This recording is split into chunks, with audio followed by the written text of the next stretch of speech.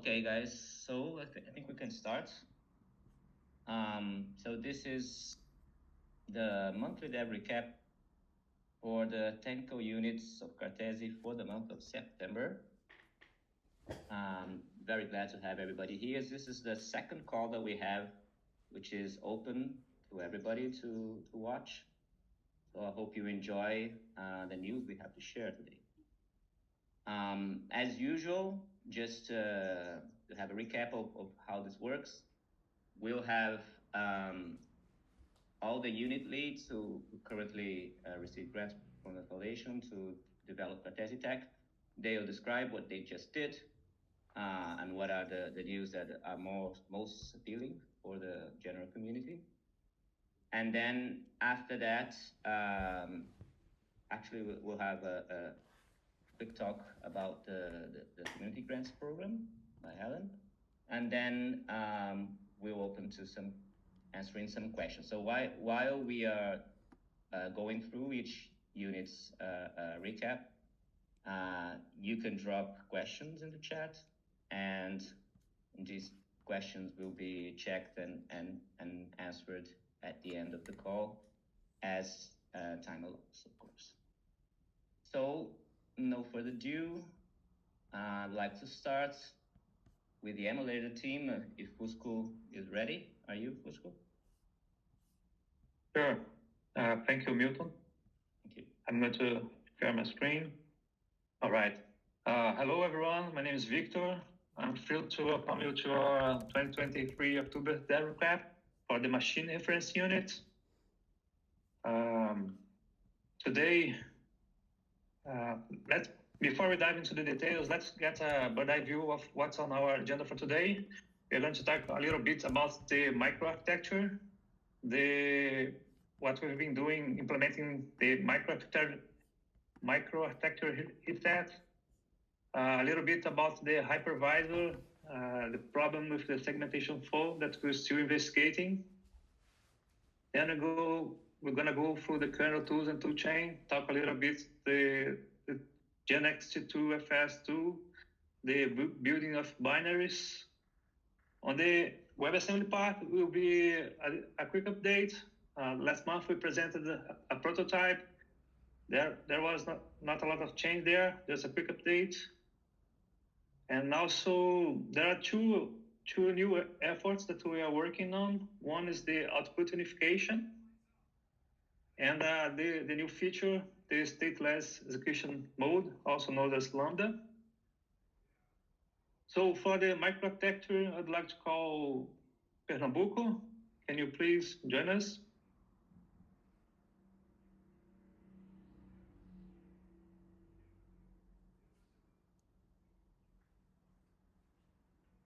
Perna? Can you hear me now? Yeah, sure. Okay, thank you, Victor. Yeah, so this recent effort on the microarchitecture is required for implementing, helping implementing the n-by-n arbitration, and it encompasses many changes in the microarchitecture implementation in the Cartesi machine, most notably the ability to verify not only the micro step, but also reset the microarchitecture. So we will be able to produce logs, verify state transitions, verify log consistencies, and send these logs to the blockchain in order for them to be verified. And including these changes, there's a lot of simplifications and refactoring of names, more test coverage. We now embed the micro interpreter inside the emulator executable, so there's no need to provide a configuration that points to an external. You can do it, but we don't need to point to an external image of the microarchitecture. And we have more test coverage. The access log have been refactored, and this is a chunk of work that's about to be completed on the following week. Everything is, yeah, I believe that's pretty much it. Yeah, thanks, Victor. Back to you. Thank you, Pernambuco. Now let's talk a little bit about the hypervisor. I would like to call Alex here, talk a little bit about this. Hello guys. Yeah, so the work on the hypervisor front was mostly concentrated on the problem we have on the KVM tool side. KVM tool is the piece of software we use to run the virtual machine. So we narrowed down to the root of the problem, which appeared to be a race condition in the driver. We developed a proof of concept patch for this problem, which solves the problem for us, but we're not sure the page aligns with the maintainers, with the KVM tool maintainers vision. So we trying to contact them to seek their input on this problem. No luck yet with this, but yeah, but this is in progress. So that's it on the hypervisor, Victor. Thanks, Alex. On the kernel tools and toolchain, Marcelo, please. Hello everyone. So on the tools side, we have extended our fork of GXC2FS, and we decided to rename it to avoid confusion to XGN2FS. Other than that, there have been some fixes on it. We also decided to bundle it together with our toolchain image, so you can use it directly to make it easier. Other than that, on the also kernel tools and toolchain side of things, we've been prototyping the simplified version of the rollups driver, Linux driver. So this goes together with the output unification that we'll talk about a little later. Other than that, there's the forwarding application status. So when your DApp exits for whatever reason, we want to forward the exit status back to the emulator. So there's been work on that too. It's been merged, and yeah, that's it. All right, thank you, Marcelo. On the WebSM part, we just added support for the WSCI SDK to change. So now we have two options for compiling it with MN script and other this new SDK. This is just a quick update. On the output unification effort, I'd like to call Diego. Hello, everyone. So as you guys know, our rollups, the program running inside a machine can generate notices and vouchers, and these are handled in completely separate pathways through all of our infrastructure. And so we're doing some work to unify them, and also allow for more sophisticated types of outputs. And so this is a lot of simplifications come from that, and increase in generality as well. And so this will make the driver in the Cartesi machine a lot simpler. We're in fact moving a lot of the functionality to user space, but also the Cartesi machine itself is becoming a lot simpler because of that. And so stay tuned. This is ongoing work. Thanks, Diego. Another ongoing work is the Lambda work group, also called stateless execution mode. So there are some problems that we would like to address with the current implementation. One of them is the inspect state performance. Another one is to simplify the DApp implementation for resource efficiency. The DApps are going to run forever, right? Also, we would like to implement DApp and machine updates, and maybe in the future execute bare metal advances. So there is a possible solution externalizing the state, but this would impact all the other units. So this is why a work group is necessary. So this work has started. And this was the update for this month. Thank you, guys. Milton, back to you. Thank you, Fusco. Lots of things going on. So everybody, if people have questions, you can drop them on the chat, just a reminder. So next up, I think, Danilo, do you want to take the stage? Thank you already there. Sure. Good morning, everyone. Let me share the screen.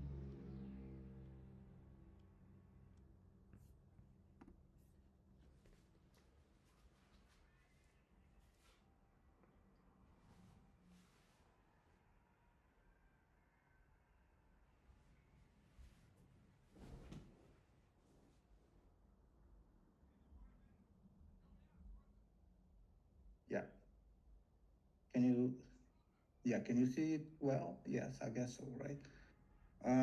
I'll give some updates about different units. I will start with the on-chain unit, which is the unit that produces the smart contracts used by the rollup framework.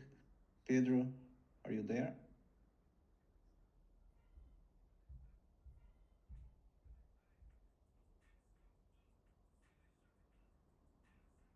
You are on mute. Oh, hello everyone. I'm here and not muted now. Yeah, so the past month was about finishing up the rollups contracts 1.1. And it was mainly finishing the authority-related factories and also the quorum that was already on the last monthly recap. But now we did a lot of optimizations and we achieved 40% gas savings. Thank you a lot for Zerui for his contributions on that. And now that we finished the optimization, we have a better interface. We are starting to work, but should finish really soon the quorum related factories so the quorum can be deployed. And also the past months, we've been thinking a lot about what's gonna be the rollups 2.0, what features it will be centered around. And as Diego said about output unification, to make things a lot better and really increase what you can do with vouchers and outputs. So it would be a release centered on output unification with complex vouchers 2.0, because we already have complex vouchers implemented. But if output unification, we can do it in a better way with more capabilities. Also, ENS Relay Portal, that's a feature we are really excited about. We've been talking more and more about that. Has usability implications, also safety implications, so it's a good feature. And a lot of inputs refactor and improvements on the input systems too. And I also invite all of you to check out our board. That's where we organize tasks and divide them among milestones. So I think that's a good way to follow what we're doing week by week. Okay, that's it from the Onchain team. I'd like to thank you, Daniel, Guilherme, and Zerway for great work this month. Let's keep building. Thank you, Pedro. Next up, arbitration. Coutinho? Hello, can you hear me? Yeah. Yeah, right. So on arbitration, I think the not very important, but still somewhat big is the name change. We're all now no longer calling it end by end arbitration. We're calling it just Dave, which is the product that does the on-chain permissionless arbitration. So now it has its own repo, and on this month we did some nice progress. So we have this little prototype, which is kind of like the node, which interacts with the blockchain smart contract. It has gone through an immense refactoring, and now we can start using this node to simulate different fights between different players, honest or dishonest, using various Cartesian machines and testing new strategies. So that was kind of the goal of this refactoring. And now on the smart contract side, we have come around to implement the real arbitration block, which is an important piece of the technology to make it work. Before, we were using kind of a hack one, which was enough to test, but it wouldn't survive any kind of real world usage. Now this one will, and it's a much simplified design. Although it does have like one corner case, which honest participants may have to send a few extra transactions. But we believe that will never happen because that's not the optimal strategy for the dishonest ones. So for the optimal strategy of the dishonest ones, the honest people won't have to do anything different. But if the attackers are being suboptimal, then the honest ones will have from time to time send a few extra transactions. So now we have also improved the test coverage of the security function. So all of this work that I've just mentioned, it's great congratulations to Stephen, who made an amazing work. So keep on going. On the research side, with the research unit, we've been designing new arbitration techniques to even scale more the arbitration and make the permissionless characteristic of it more preeminent. We've also been designing the DApp plus rollup integration, how we're going to implement like the consensus and the slots, the finality window, and so on. And we've started to work on the DApp node, which is going to be like the re-implementation. So we have the Solidity node, the Luma node. This one is going to be a Rust node, and it's inheriting a lot of the work that Carsten and Zippy's team have been doing. So yeah, that's all I have. Thank you. Thank you, Coutinho. Moving on to the node unit, which takes care of the Cartesi node for rollups. Hello, everyone. So I'm Gabriel, the lead for the node unit. We are working on the rollups node 1.1. This will be out soon. We added post support to the inspect HTTP API.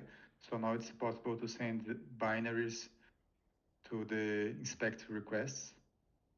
We added the completion status to inputs in the GraphQL API. So now it's possible to know whether the input has been processed already and if it's being rejected either by option of the DApp or by the machine. We added snapshot validation to the node. So now it's possible to know whether the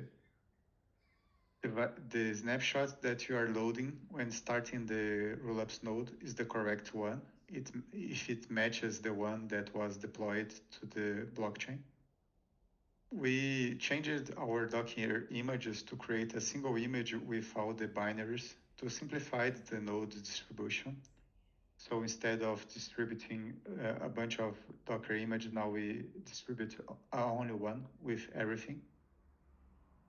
We are now generating the GraphQL schema on CI automatically. So now it's easy to mistake the version of the GraphQL schema. You have to check it with a given release. And we standardized the logs, libraries, and configuration for the node, so the logs are a little bit easier to read. And we changed the PostScript configuration to support the pass file. This improves the ability to use the pass file from Postgres, so it's easier to deploy the node in a more secure way. So for the upcoming features, we are working on the reader mode, which is a separate mode for running the node. In this mode, the rollups node won't try to make claims. It will just read the blockchain state and provide the outputs and the proofs. So user can run it without communicating directly with the validator. We are also working on a simplification to run the node in a single container. We are working on a supervisor that will start the node services and manage them. So this will greatly simplify the setup that we need to do to run the node. We are started to working on end-to-end tests to make sure that the node is behaving correctly when connecting to the blockchain. Now we have a bunch of tests and integration tests, but they don't cover everything. Our end-to-end tests now are done by hand, and we plan to do them automatically. And we are planning to simplify the rollups node. This is just a start, but we are planning to rewrite the node in Go in a much linear architecture, and in the future, this will allow to run the node without Docker. It will be a single binary that's able to run the node, and it will be much easier to distribute and to run it, both for DApp developers and for anyone that just want to read the nodes, the final users. That's it. Thank you, Renil. Moving to the Explorer unit. Explorer, we have a team that works on the Explorer. It's led by Bruno. Bruno is based in New Zealand, so it's a bad time zone for him. So I will just present the slide of his team. There are two explorers, right? One is the staking explorer. On the staking side, we deployed a new version that is just a rebranding that matches the visual style of the Cartesi website. And we also are deprecating the gas-based pools, which are pools that are not actually being used right now. So we decided to deprecate them. On the rollups Explorer side, we deployed the first version. We deployed that cartesiscan.io. There's a version for mainnet and a version for the Sepolia network. This Explorer will soon be integrated into the Sunodo runtime. So people that are developing applications on their own machines will have like a local version of the Explorer embedded in Sunodo. And in terms of work in progress, we are developing a UI for depositing ERC20 tokens on the dApps, and also we are implementing a connection to see the outputs of the dApps. Because in this first version, we are only showing the inputs, right? So this is the Cartesi scan running on Sepolia. So this is the first version that we show inputs that are being sent to applications that are deployed. And from those inputs, you can see the payload of the input as a raw bytes. And there is a lot to do yet, but it's a first start, right?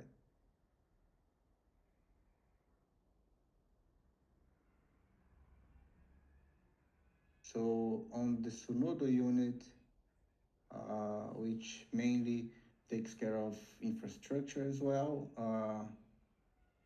we deployed the honeypot on mainnet, as everyone knows.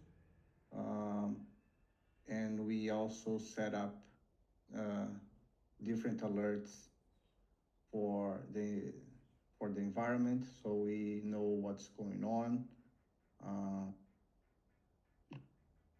And that's pretty much what we did on the cloud deployment system. On Sunodo itself, the tool, we already presented last month what is Sunodo, so I will skip that part. If anyone doesn't know, just ask questions. So we released Sunodo 0.8, which mainly introduces no backend mode to Sunodo run, which we use it to call host mode. So that allows people to run a node and run the application itself on the host machine instead of running the application inside the Cartesi machine. So that way you can play with your application on your host, restart more easily. You don't need to build RISC-V binaries yet. And There are a few caveats to that strategy, but it's still useful for developers. And in terms of work in progress, as I said, we are integrating the Explorer into Sunodo. We are also still working on the deployment system where you'll be able to deploy applications to testnet or mainnet. And we are trying to understand what is the best strategy for the testnet environment, if we're gonna do like a Sunodo run, or if it's gonna be baked in the deployment system as well. And I'm still working on a side project, which is a TypeScript framework called DRoll. It will be out in the next few weeks. So that's it for me. Back to Milton. Thanks, Danilo. That's a lot of things to cover. I'd like to call to the stage maybe Karsten. Oh, Carlo, you're already there? You want to speak first? You can go ahead if you want. Yeah, sure. Hello, guys. Then we move to Karsten. Go ahead. Just a second.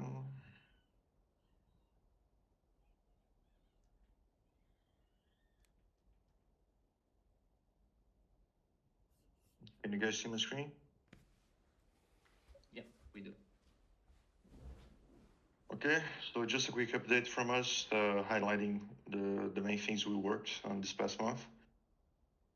So we still are working on this Go Hellen framework, from which the most notorious application is the Word Arcade, which we started showcasing on the last meeting. We also put a lot of effort on the Python high-level framework, which is the Go's equivalent. And in this front, there was a lot of work on specifying how do you specify your application protocol. So what are the inputs you accept, the outputs, the interactions, all this kind of stuff, so that you can have clients and servers matching and talking correctly to each other. Besides that, I'm not sure if anyone doesn't know that, but we had attendance on the Global New York City hackathon and also multiple side events in there. The Word Arcade itself, we worked a lot on it because we wanted to display this on this event, right? So I'm gonna show a really quick demo on how the Word Arcade is right now. So one interesting thing is that we currently have 3 compatible games with the Word Arcade. So they were all provided by Eduardo from the emulator team. So the first one is a really simple snake game. And also due to Eduardo's effort, now you can just play a lot of these games directly on the browser. So for the ones that don't remember, last month, the Word Arcade is meant to validate the scores and show verified gameplays. And now, instead of having to play outside of the Word Arcade, you can actually play inside. So here we had a really simple snake match, and we're submitting the gameplay. After we submit the gameplay, you can go to the ranking area, and it's gonna display you the verified score. So we got there 88, and besides that, we also got Doom running, which was already a standalone application, but wasn't really a full Cartesi application, let's put it this way. And we also got another game that it's called Encopter. And besides the game, we also display the descriptions, so you have the instructions, overview of how the game works, this kind of stuff. And if you want, you can still download the application and play locally if you want. We call it the cartridge, right? Because in an analog to video games, so all these games are like cartridges that you just plug it in and you play. And we're still working actively on the workflow. The idea is expanding its features, its functionalities. At a certain point, when we feel it's stable enough, we actually want to have a hackathon, a game jam on it. And yeah, I guess that's most of the updates I got. If you guys have any questions, if you're a game developer, if you'd like to develop a game for World Arcade or anything, please do get in touch with us, and we'll be happy to talk to you.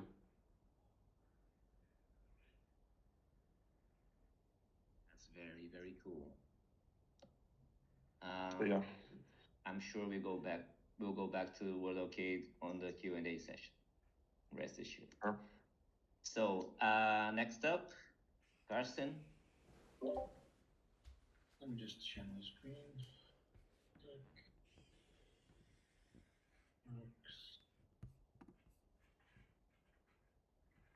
You all see my screen? Yeah. Okay, so what we kind of like been mostly working on in compute has been to kind of like try to see what we can get in of deterministic, as in that it yields the exact same Cartesi machine every single time. And one of the things we did was to put Ubuntu 22.4 inside the Cartesi machine because it provides a very nice kind of like foundation to kind of develop on. Together with that, we also made it possible to actually, let's say, having, let's say, package installer installations happening inside the Cartesi machine through a snapshot or partial mirror of the Ubuntu repositories, even if, let's say, they're still, let's say, signed, so it's not like that you can't verify that it's actually coming from there. And together with that, then of course, the first thing I want to do inside the Cartesi machine is try to make Docker container builds, because Docker containers are typically not kind of deterministically done. So basically, now we have this technology not only for kind of like RISC-V, but also to potentially build Docker containers for other architectures as well inside the Cartesi machine, which might have very nice, let's say, impacts across kind of like the blockchain industry, because they all need to kind of like make sure that kind of like the builds of their software hasn't been backdoored. We have spent also a little bit of time with Expressor Sequencer and also studied a bit what it takes for us to kind of like start leveraging things like product sharding and Expressor Sequencer's verifiable information dispersal, and also tested how we would verify this inside, for example, a zero knowledge proof. And then naturally also at the same time we have been helping out with providing some of the Rust bits for Rust, for Dave, as in the arbitration algorithm that's going on. And we have also dived a little bit into playing with Lambda, because Lambda is important for ZK proofs, because it means that we don't need to reprove execution process all the time. But I also kind of like have a little bit the opinion that Lambda is a very dry technical term, and given the project's different origins, I think that it should be called Lambada instead.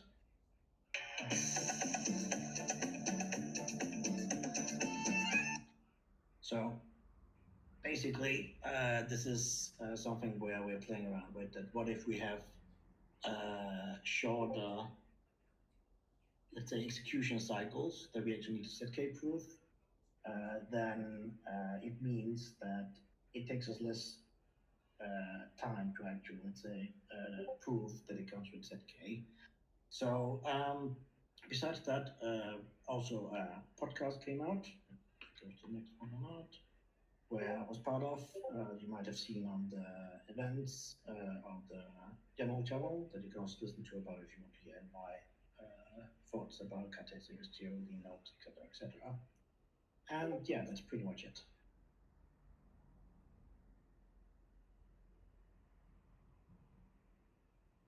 All right, cool. Lambada was a good. Okay, thanks for that, Carsten. Very exciting. And before going into Q&A, I'd like to ask Hellen to the stage. Has a couple of words to say about the new CGP. Hello. Yeah, can you hear me? Yes, we can. Okay, hi everyone. My name is Hellen, and I'm currently working on the Cartesi Grants program.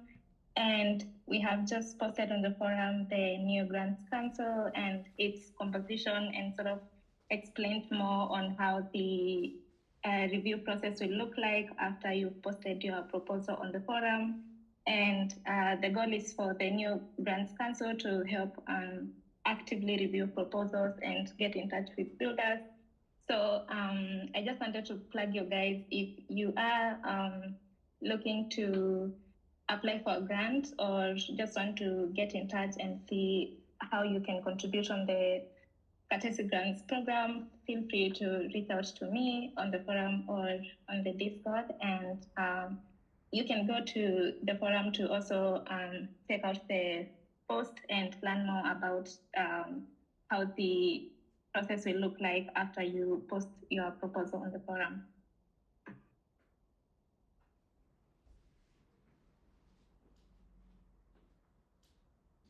All right. Thanks, Carmen. So there are more details there on the chat. You want to check?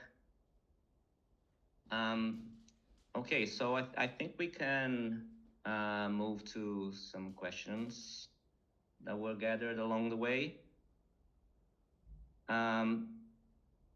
Okay, so first up, there's a question about, after achieving the successful mainnet launch, what's the next major milestone goal for Cartesi? So this is a very open question, right? First of all, I'd like to say that there are many interesting things that are already being displayed here on this call. So I think many of those, I would say, are very exciting next major milestones. The project is pretty much decentralized now, so people are coming up with important updates, and the excitement of the units and the community itself is more and more driving the next important one. So some things that I would mention here, and maybe I'll ask Danilo here to comment as well.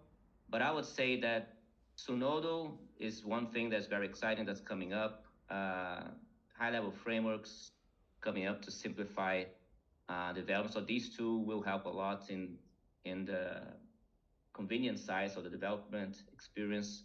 I think those would be great. But again, these are like my personal opinions of what I think is great that's coming up. There are these huge efforts in the work groups, right? For I think the one that excites me, well, all of them are exciting, but Dave is one thing that I think is one of a kind in terms of novelties, and in terms of being right, bring it to the next level in terms of decentralized verification. Danilo, you there? You want to name some of the few? I'm not sure if, I wouldn't say it's the next one, but I'm really excited about all the ZK stuff that Carsten is doing. It's really mind-blowing, exciting, but it would certainly not be the next one. I think it's some of a little down the road. What do you think, Danilo? My personal opinion, I think the most important one is the arbitration, Dave. Yeah, Dave. And Lambada, right? Yeah. But maybe it's not going to be the next one. It's still going to take some effort. But I think definitely it's the most important one. Yeah, this is one is crucial. Permissionless verification for optimistic rollups is something that hasn't been achieved yet in practice, right? So it's something that we are very excited about. So Lambada is actually Lambda, right? Just Carsten's twist on it. And Lambda is the stateless execution mode, let's say, for applications so that whenever inputs are processed, Diego, you want to talk about lambda, maybe, instead of me explaining it? Well, you're an expert my... in lambda, right? No, right. So I'll talk about the lambda/lambda instead. The idea is that currently the Cartesi machine in Rollups behaves as a server that is running and updating its memory, for instance, its file system. It's updating everything while it runs, and as it processes inputs, it holds all the state, everything that was modified in its state. It's just a computer that keeps running and getting more inputs and so on and so forth. And this has a variety of issues, right? One is that we don't trust most people to be able to write software that can run continuously forever. It's really complicated, and it's more the purview of people who write software that control brake systems in cars, or maybe space probes and stuff like that, right? So you don't want your typical programmer to have to work with this type of care and responsibility. So the idea is to run in a different way, which is the machine is always in a state that it's about to process the next input. And so it processes the input, produces the outputs, and makes changes to its own state in a very special place that will be saved for when it processes the new input. But then the machine is reverted back to the original state that it was before processing the input. Only the state that is saved into a special place is carried over. And this has a variety of advantages. I don't know how much time I have to talk about all of them, but the first one is because... Okay. So the first advantage is that now if you leaked memory while processing the previous input, for instance, now you're not. That leak disappeared because you reverted back to the original state that you were before you processed it, right? The disadvantage is that now you can't just say declare a local variable in Python, add 1 when you process an input, and then when you are processing the next input, that variable will still be the previous value, right? Unless you actually store it to this safe place that is carried over. The second advantage is that since your state that you care about is now stored in a very special place, when you're inspecting this state, you don't actually need to be inside the Cartesi machine to inspect this state. You can actually externalize this state, and now you can run a program in bare metal outside on a server, like in bare metal in a server, and you can inspect this external state really quickly. So inspect state is something that people have been complaining about, that it takes too long. Now you can run as many parallel things as you want, and also in bare metal in a computer. So many orders of magnitude faster, right? So inspect state limitations disappear immediately. The other goal that we have for a long future is to be able to do the advanced states themselves in bare metal, and this obviously will require very careful coding, but it becomes a possibility if you know how to write your advanced state directly to run on the host in a reproducible way.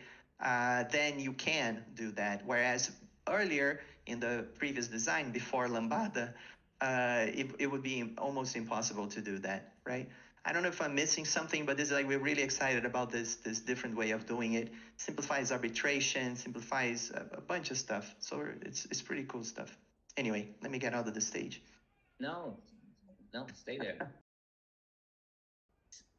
If I recall, like externalizing the state also has some advantages in terms of being able like to upgrade the machine potentially. Oh, that's right. And the state, you can still recover it in the next machine, so it's not tangled up.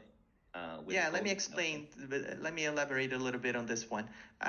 So imagine that you wrote an application and you wrote it incorrectly, right? You didn't foresee the possibility of a certain malformed input crashing your application.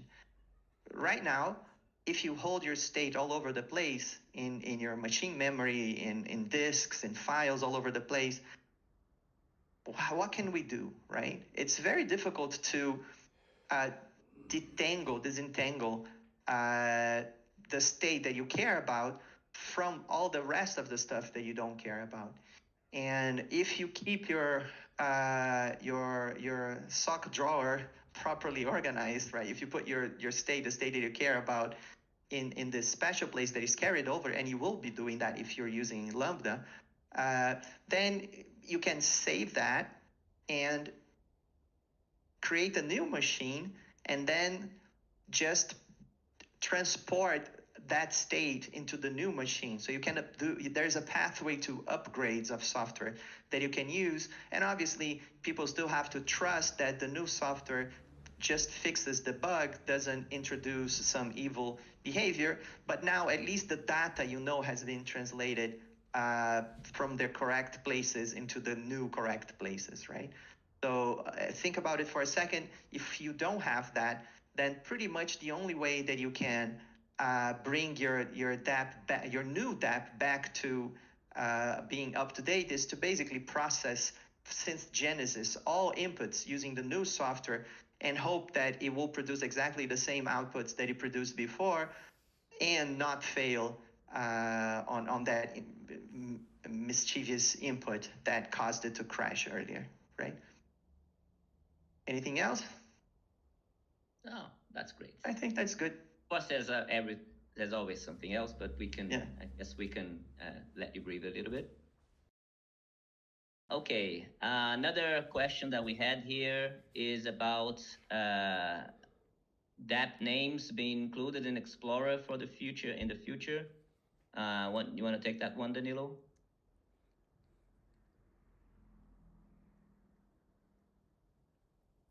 You're on mute. Oh, now you're not. One idea that we have is to allow dApps to register names using ENS. So that's one possibility. If we have that, and we need a new version of the rollups contracts to do that, because it's not in the current version. But in the future, you may be able to, the DApp owner may be able to set up names, ENS names for the dApps, so we can use those names on the Explorer. So that's one possibility. It's similar to what Scan does, right? Yeah, Scan supports CNS. They also support private labels. They have a few mechanisms to support that. One of them is ENS. It's the most secure one.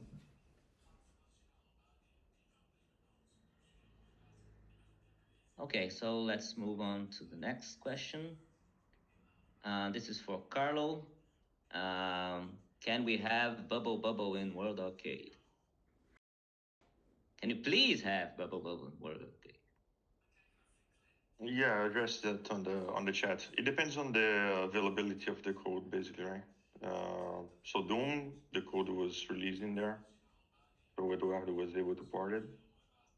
But these famous games, they generally have some open source clone, so it's always possible to pick one of these and port them. Cool. Do you have any other games that you're thinking of putting on there? Actually, I have one question for you. I was looking at the presentation in New York, and I only saw Doom. I didn't see Antcopter. I really love Antcopter. Didn't you show up? Show that thing there? Yeah, we showcased the three games: the Snake, Antcopter, and also Doom. And we had quite a few people trying to beat Antcopter because it's kind of an old school game, right? So it really requires precision. And yeah, we had quite a few people frustrated and engaging with it, trying to beat the maps. I really love it. Although not that good, but I really love it. I'm in level 20 or something right now. Okay. Let me check the next question here. Okay, this will be a longer one. You previously mentioned work being done on the n-by-n component, which is now Dave. Can you elaborate on this? Coutinho, please, can you join? And yeah. Nodo as one of the nodes integrating this mechanism, I guess you can clarify that as well. Yeah, I could. I think I'll maybe let Danilo here answer the second one, but I will take the first one. About Dave. So Dave is our arbitration system, and it's novel. The algorithm it's running, it's not the standard one. So the standard one is based on an algorithm called refereed games from Canetti et al. They wrote this paper, and I think it's what most of all the others are based on. And the issue of that is, right?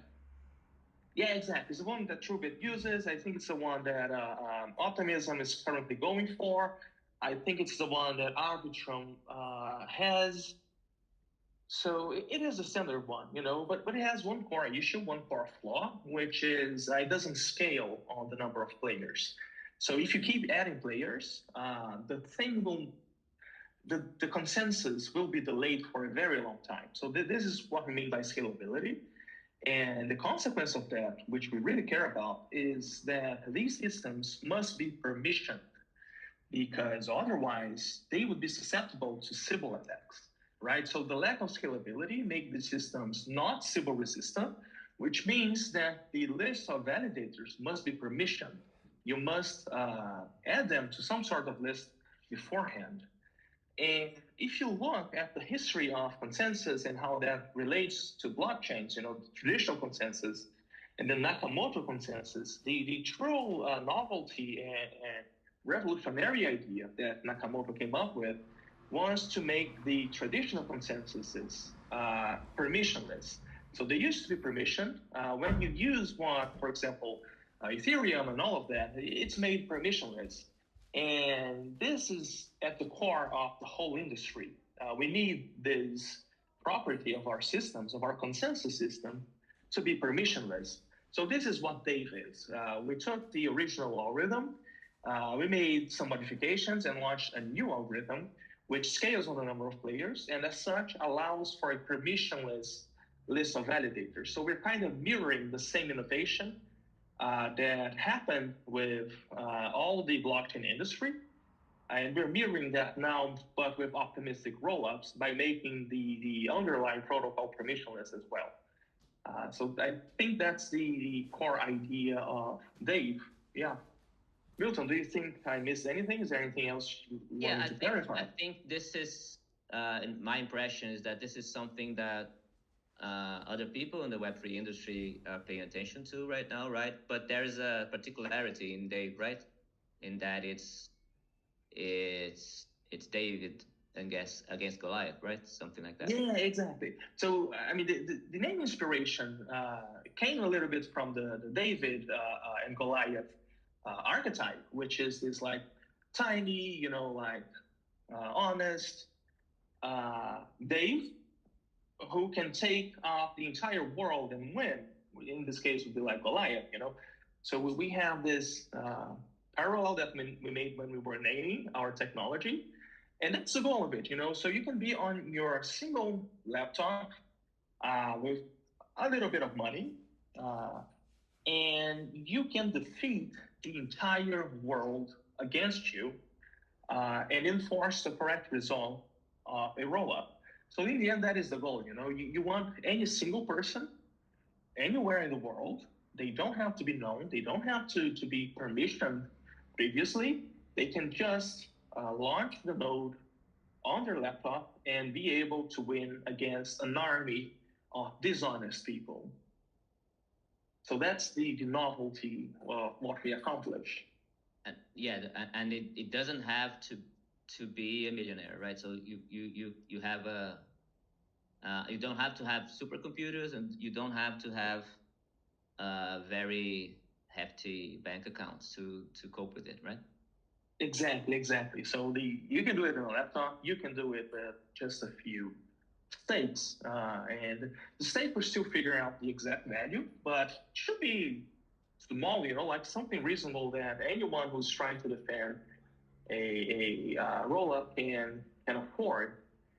I don't know, like the average, like I'm thinking in my mind, is like 1 ether, I guess. I don't know. We have to redo the calculations to make sure that's enough to cover for the expenses, but to be around that order of magnitude, just to keep people like contextualized. And I think this is a core difference with another algorithm that's trying to solve the same issue as Dave is, which is bold from Arbitrum, right? So we launched the paper describing a novel algorithm last year. And this year, Arbitrum released their bold paper outlining a different algorithm, although with a few similarities. And I guess the core differences is that we are very worried about the defender being able to defend a rollup with single laptop with just a little bit of cache. And Arbitrum Bold, it's a great technology, great innovations, and that works very well for a shared rollups such as the Arbitrum One network. But the fact that they need a lot of computers potentially and a lot of stakes to defend a rollup, it makes it unsuitable for our use case, which is DApp specific rollups. So for DApp specific rollups, we need something which is very efficient on resources. This means one single computer, just a couple of stakes, this sort of thing. Yeah. That's a great take. Thanks. And so it's just stay on the stage. Maybe Danilo, there was this question that whether Sunodo would be related to Dave in some ways, one of the nodes integrated. I think you could clarify that. Maybe explaining what Sunodo is in this context. Sonodo right now is a tool that helps with the development of the application, but will soon also be a framework to be like a node provider for applications, right? So in the current situation, where we only have authority, an application, when you deploy an application, you have to choose who is the authority that will be validating the application. So Sunodo will soon provide a way so you can choose Sunodo to be the validator of your application and host the node for you. So in the future, when we have Dave, anyone can be a validator in an unpermissioned way. You can still choose Sunodo as a node provider to run validation services or just reader services, similar to what Web3 node providers do. For example, Infura, Alchemy, and so on. You will need someone to run a node, like a reader node, for your application. So Sunodo will also provide a service like this. All right, so in short, Sunodo will run Cartesi nodes, and when Dave is around, these nodes may be using the Dave algorithm, right? So you may choose to use Sunodo to run a node that is implementing Dave and participating in this permissionless arbitration, right? Right. We still don't know if Dave will be baked into the rollups node, or if we're going to have different nodes for different purposes. Yeah. For example, one node for reader, one node for validating, and a separate node for Dave. We are not sure yet, so it's still on the design table. Cool. All right, thanks a lot. Next one up, when is the honeypot getting funded next? Are there any hacking attempts that you are aware of? Maybe Felipe from the foundation can talk about funding for the honeypot. Sorry to surprise you, Felipe.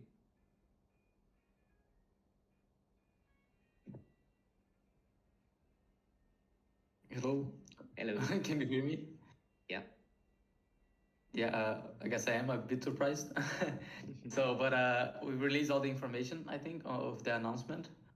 The idea is we started with 35,000 CTSI in the pod, and the idea is to grow weekly with an 8% compound. And that achieves two different goals. The idea of growing the pod slowly. The first goal is to incentivize hackers, right?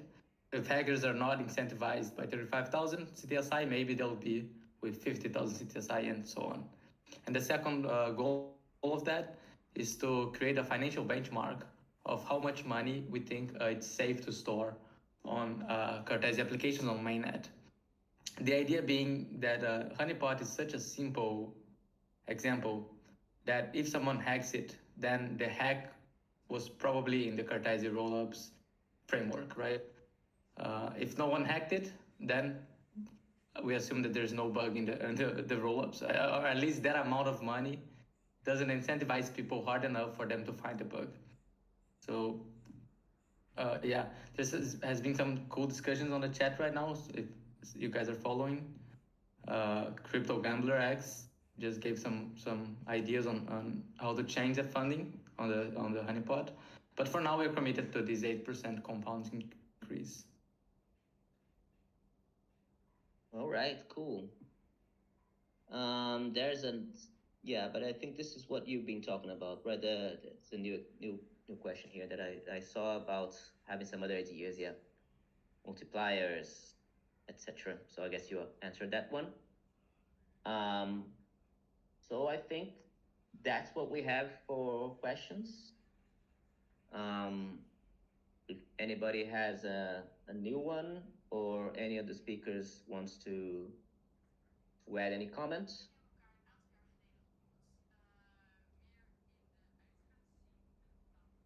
Yeah, this one. Whilst Lambada is running, come on. Okay. Will we have a dancing thing? Dancing lady at the bottom of the screen when Lambada is running. Yeah, let's see.